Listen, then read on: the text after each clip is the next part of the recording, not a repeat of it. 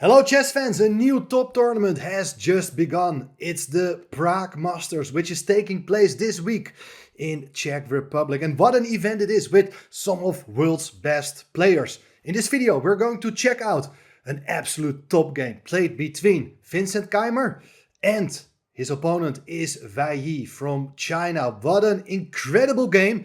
Know that it's a classical time control, 90 minutes for 40 moves. After that, players get an additional 30 minutes plus a 30-second increment per move. It is an absolute top game. That's why I would like to show you all the ins and outs. And don't forget to subscribe to the channel. Here we go with 1d4, chosen by the Germany's number 1. Knight f6, c4, e6.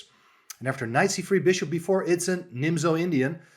Vincent Keymer goes for queen c2, the classical variation, and we do get to see a lot of opening theory here. Castling kingside, and now the sharpest move in the position is to occupy the center with the move e4. Look at this pawn center, you cannot allow that as black, so you have to challenge it with the move d5. White advances the pawn to e5 to attack the knight. After knight e4, he goes for the move a3 to question the bishop. Black is going to take on c3. Pawn takes c3, and here it is the move c5. After bishop d3, pawn takes d4, pawn takes d4. The pawns are undoubled now, so white's center does look still very impressive, but black is going to counter. With the move knight c6, he is attacking the pawn on d4. White brings out the knight to e2, keeping up the option open to perhaps kick the knight away with a move like f3 at the right moment. But first things first, it's black's turn. And now, here it comes, queen a5 check. And what are you going to play here? Well, you don't want to play a move like bishop d2, because then everything will be swapped on d2, queens will come off the board, and then it's not going to be as exciting as what happened in the game. King f1 was played instead, and now I know a lot of people, they don't like to play such moves to give up the right to castle, but here it's not so bad. The king is actually quite safe. And white is about to take the pawn on e4. But black is going to strike back with the move f6. This has all been seen hundreds of times. Bishop takes e4. Pawn takes e4. Now black, of course, is also intending to take on e5. So it is first pawn takes f6. And you do take back with the rook. Now, very important to realize that white cannot really win a pawn here with the move queen takes e4. As it will be met by the move queen a4, threatening checkmate in one, but also the pawn on c4 is hanging, so black will regain the pawn once white is solving the mating threat. Therefore, instead of taking the pawn on e4, it is bishop e3, nice solidifying move, protecting important pawns. The rook is now covering the back rank, and after bishop d7, you may actually here take the pawn on e4, but was also not played. After queen takes e4, queen a6, black has ideas to win the pawn on c4 with ideas to go knight a5. There is a lot of play for black in that case. So white instead tries to improve his position first with the move king to g1. Remarkable way of developing your pieces, but the king is absolutely safe here. Rook af8. And now, interesting moment, because now it's for the third move in a row that white has the option to take the pawn on e4. But why he doesn't take here with the queen? I think the queen has a big problem. If you take with the queen, there follows e5, and black is opening up the position. There are ideas to go bishop f5 next, and I mean, black is doing fine in that case. If you try to win that pawn with your knight, let's say you go for a move like knight g3, intending to take with a knight on e4 and hit the rook on f6, then black is also going to play e5. And if you block the position with d5, the knight comes into d4, and well, there's a lot of counterplay. You don't want to take on d4, giving up the bishop, as once the bishop is gone, these rooks are really strong, attacking the pawn on f2. Therefore, instead, Vincent Keymer comes up with a very good idea. He played here the move h4. Why is this such a good move? Well, for various reasons. You are first activating your rook from h1. There are possibilities to bring it to h3, for instance. But also later we see another important idea. Now, after the move knight e7, this is the moment to take with your queen on e4, because there's no longer that idea to break free with e5. Black played the move knight f5. And here you see the bishop comes to g5. The bishop hits the rook and it's defended by the pawn. Knight e6 is played.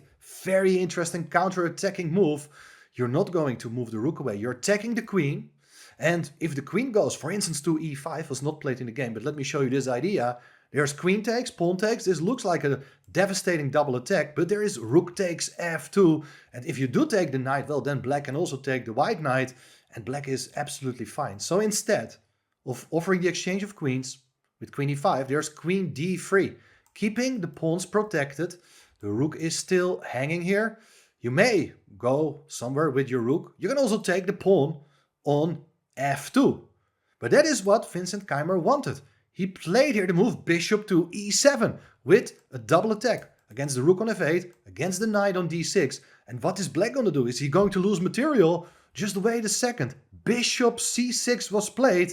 It's an incredible resource, as you cannot take the knight on d6, as it runs into rook takes g2 with checkmate. Bishop protects the rook, and the other rook covers the f-file still. So how about taking with the bishop the rook on f8? Well, that's a line which had to be calculated. It was eventually not played by Vincent Keymer, but let me show you the following line. It's absolutely insane. Like, there's rook takes g2, king f1, and now the bishop comes into e4 to hit the queen. If the queen goes away, well, then the black queen comes in to d2, threatening mate, and it's looking like black is going to win the game. However, there is queen takes e6 with check, and now better don't take the bishop. If you do that, black is gonna lose the knight with check, and after the king goes away, you give another check, forcing the exchange of queens, and it's absolutely game over. So that is one line. What black should do in that case instead is, after queen e6, go with the king into the corner, so you cannot take the knight. It runs into queen takes e2 with checkmate. Bishop takes g7 is a check, keeping black busy. King takes, and after queen e7, king g8 is back and forth. This is going to be a repetition of moves. Incredible line, but that is not what white wants. Keep it simple. Rook takes g2 is a huge threat. You better cover it with this move, rook h2. Here you see white was important to move that pawn away, so everything is still pretty well covered. Black is looking like it's in trouble here with knight hanging, rook hanging, the followed queen f5, attacking the queen. Queen takes queen, rook takes queen, and now if you take on d6, then still that knight on e2 is hanging. So you better don't do that. But what can you do here? This is a remarkable position. If you move the knight away to g3, was not played, it hits the rook on f5, and also the knight is still hanging. But after knight takes c4, knight takes f5, rook takes f5, it looks like black is having quite decent compensation for the exchange in this endgame. Keymer came up with a very clever idea. He gave away that pawn on d4 first to attack the bishop. And still very tricky position. After pawn takes, the knight now goes to g3 to hit the rook again.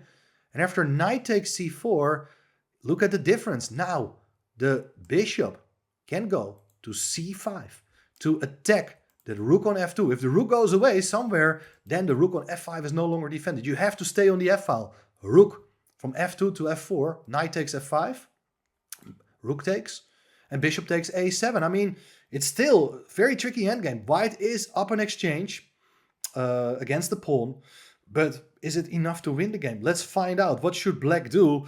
Well, black should try to run with the pawn. It's not so easy because the bishop covers that square, but the key move here for black is rook f4. To be ready to push that pawn and open up the diagonal for the bishop. You can even put your rook on g4 next, and looks like black is able to hold. But there followed b6. Very understandable move, as you want to trap the bishop in the corner. Now white may have considered this move, rook c1, with the idea to threatening to take the pawn on b6, exploiting the unprotected bishop on c6, as black cannot really take back with a knight. Now this is still very interesting, but was not played. Rook h3 was played first. Here they follow the move rook f7, attacking the bishop. Bishop goes to b8, and now again, what should black do? Try to push the pawn. That's the main idea to generate counterplay. I do like rook d7 to prepare that idea. Instead, Wei Yi played the move d4 immediately. But now, after rook c1, black's pieces are in trouble. They're both unprotected. Black has to play b5 to keep that knight defended. But now white is very happy to trade off that weak pawn on a3 for the pawn on b5. After rook d7, pawn takes b5, bishop takes b5. The rook comes over to b3. And here black has to deal with problems with his minor pieces. They might be hanging at some point. There is rook d5. Black is trying to defend everything. Of course, it's not possible here to take on b5 yet. It is a possibility, but it's not a good one. After taking everything, at the end of the day, not much remains on the board. This is a very drawish rook endgame. So white is trying to play for more and drops back first with the bishop to f4 to guard the march of the d-pawn. Rook takes b5 followed by rook takes c4 is a serious idea. Therefore the black knight has to move from c4, goes to e5, and very tricky position. What to do? Maybe attack the bishop one more time.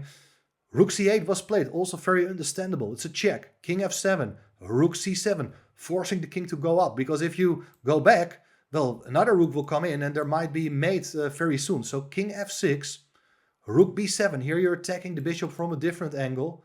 Bishop d7 back. And rook g3.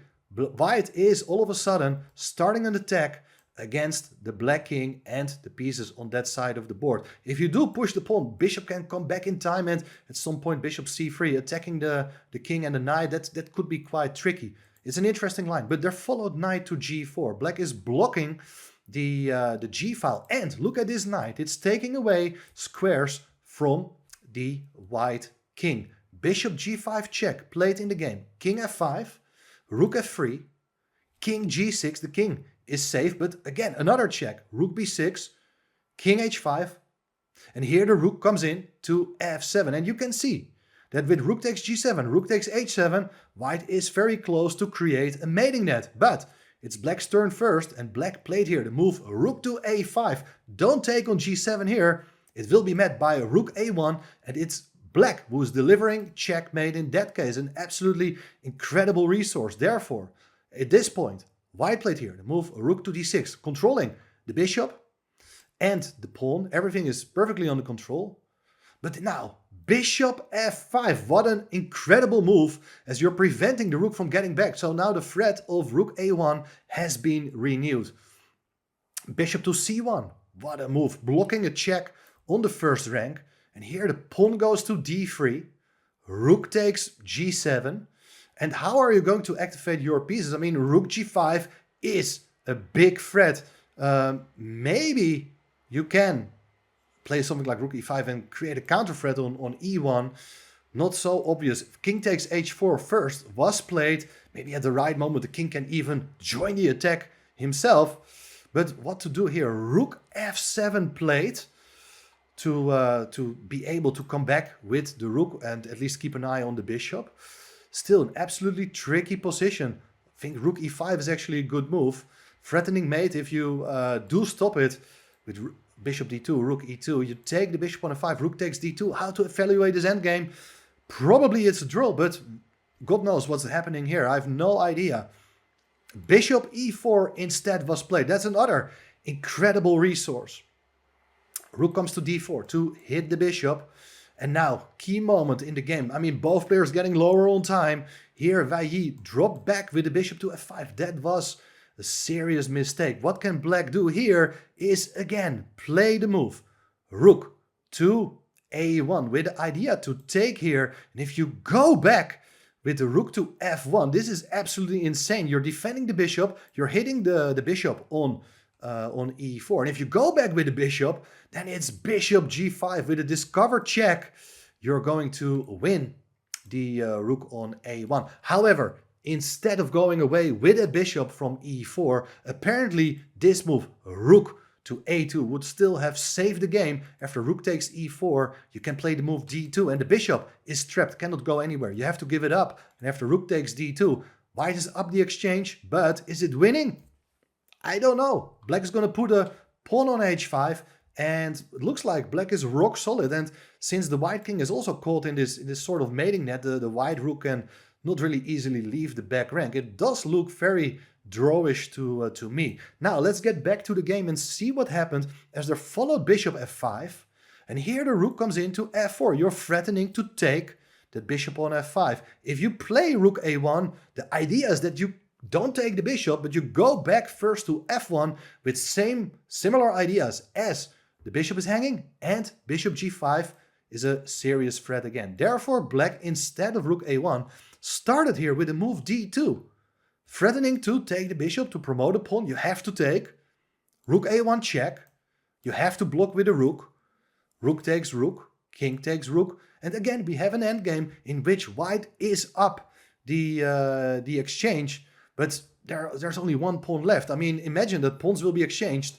Looks very drawish to me. But black has a problem here with his king. And first of all, the bishop is hanging. Bishop d3 was played. And now there follows king to g1. And apparently, this is already seriously problematic for black. And you cannot go away with the king. There would follow rook f3 with a double attack. That's one problem. Maybe you can go bishop g6. And after rook f3, threatening mate, you can go knight e5. And there's apparently not an immediate way to win the game. If it's winning or not, I don't know. Check it with table bases yourself. But look at this. Bishop e4 was played in the game. It looks like such a natural move. But there followed rook a7. White is moving his rook far away and is setting up serious threats against the black king. And, well, apparently you cannot do much here. For instance, if you try to run away with the king h5, it is rook a5, check. And if you go to g6, it's rook g5. Here the knight is unprotected. So that's not going to be a solution. Instead, they follow the move bishop to c2. But now look at this. Rook a5 played in the game, and it is game over. The rook is taking away squares from the black king, as bishop e1 is such a huge threat. It's mate in one as a threat, and you cannot do anything against it. If you play king g3, with the idea that if you give a check, you run away with the king, there is rook a3. And if you go away with the king, it's rook h3 with checkmate, as the bishop still covers the g5 square. What an incredible end of the game. One more line. Look at this. The knight is standing in the way of the king, but if the knight goes to f6, well, there is bishop to g5. With a double attack, you're winning the knight. So rook a5, and Vincent Keymer starts with a bang. What an incredible performance for him. Of course, he's in great shape after winning the freestyle chess in Weissenhaus earlier this month. But winning a classical game against Wei Yi, an absolute class player, that must have given him a big boost for the remainder of this event. Hopefully you enjoyed this game. Like this video, and of course subscribe to the channel, guys. I need your support. And then one final apology. I have been ill for some time, so therefore you may have missed me on this channel, but I promise to be back with more exciting games to be covered on the channel. Thanks for that. I will see you very soon again. Bye bye.